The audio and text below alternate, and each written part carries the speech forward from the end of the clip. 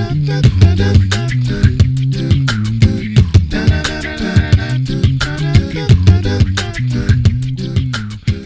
Don McIVER here, Free Write and Ride on an art bus during these very interesting times. My first writing prompt for you today is, why is an empty bus a lonely bus? My second prompt, what would the bus say to us if it could speak?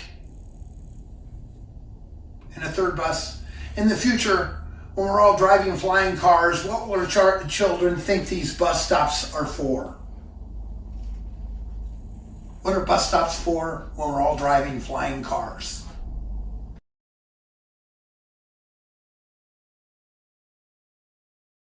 This poem called City Life.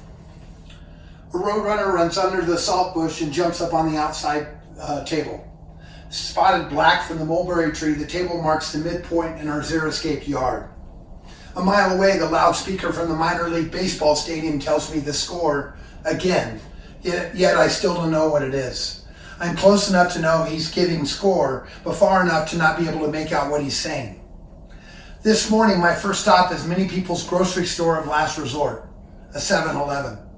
It's where I go when I'm too tired to tolerate Smith's for toothpaste, a Twix bar, and half. Recently remodeled, they sell cigarettes out a side window between midnight and 5 a.m. My wife and I bought a house in this hood and became one of 3 owner-occupants on the block. Our neighbors next door, Hispanic and Jewish, we think, own their place too, but don't seem to be there during the day, any day. 2 doors down, the only time the native seems to be at home is weekends, always by himself, always working something, windows, truck repair, weed pulling. 3 doors down are 4 poet friends who occupy the house and 2 or 3 studios out back.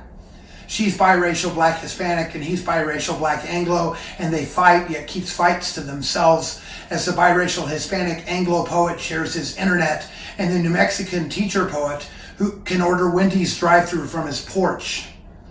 The subdivided house, now triplex, is mostly empty on the most of the empty time because the Asian landlord has really high standards.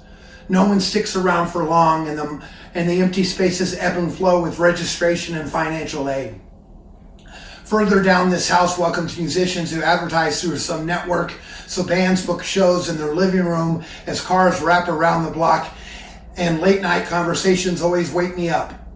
I don't call the cops as I lose interest. Time and darkness lulls me back to sleep. Their voices become background noise added to the slow reveille of a city waking up, and the thoroughfare that really just serves the employee traffic from the 2 colleges. Each is less than 6 blocks away, and it's not uncommon to find myself at both any given time of any given week. This is a great life. My neighborhood is always alive, yet we love this prime spot we call home. Not the density of much larger cities, we can eat almost any type of food with just a few steps. The bartenders at the nearest bars know me by name. The regular clientele recognize me when I walk in, still dressed for work. We'll fix broken ottomans and take couches off curbs as often as we'll leave tennis shoes, broken shelves, and logs of Chinese elm. They're gone by the end of the day, and the trash gets picked up on time, and the mail is always there. We mind a trash can at the corner. People use it even when it's full, and our bamboo has caused a fine for obstructing the views of traffic up ahead as people throw their butts on our lawn and ditch illegal drugs upon occasion. The homeless never ask for change, but will stop me a block away as if their worksite is Route 66. Until they're on it, they are simply off the clock. This is the world we call home, and it feels like it should almost all the time.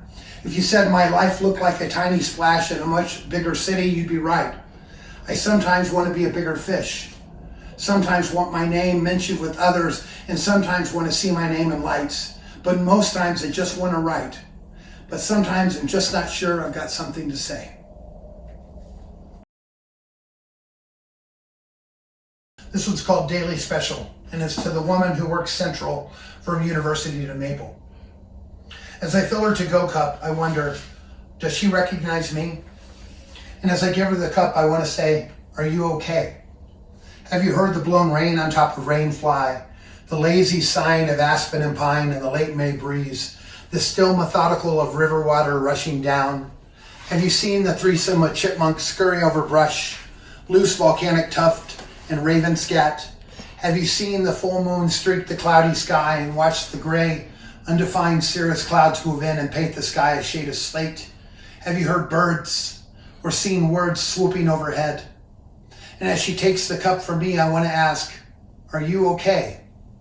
Because your mascara doesn't seem to be coming together in the corner of your eyes like I know you like it. And the dirty Levi's that you wore just the other day look a little bit more scuffed, and slipping off her waist reveal a crooked ladder of stretch marks and a second pair of exercise pants underneath the dirty Levi's. As you rub the track marks on your arm, your hands are shaking. Fingernails bitten to the quick, wavering as you take the cup from me, and you never smile. Daughter, lover, sister, mother, friend, life is yet to fill your cup, and all I can give is ice.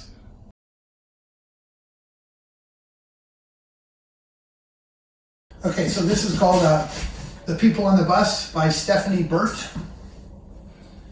We have had our lives, the reservoirs visible in the window beside our elbows and the willow branches trailing at our stop, are the nature we leave behind us gladly since it has no place.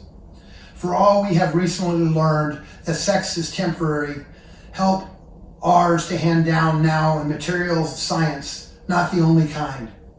We thank calm, careful Minerva, goddess of adults, who for so many years took us to school. Her voice, the timbre of liveless pace, her eyes, the color of pencil lead. She taught us how to behave in order to have our rewards. In 20 years, we have them. And then if we wish too often this fall to have led another life, we do not mean that we would give up ours. Though we stand in a row and sway before an obstructed view, we are able to find initials outlined in the crosshatched trees and pebbles, calculi around our ponds, and cherish them. We like to watch the roads, along with the perennial pollen shifts down as finely as ever, making a soft powder of brass amid the troughs and softball fields. Our skills are finally in demand. If you mock us, Pan, to whom we also believe, do it as gently as you can. The People on the Bus by Stephanie Burt.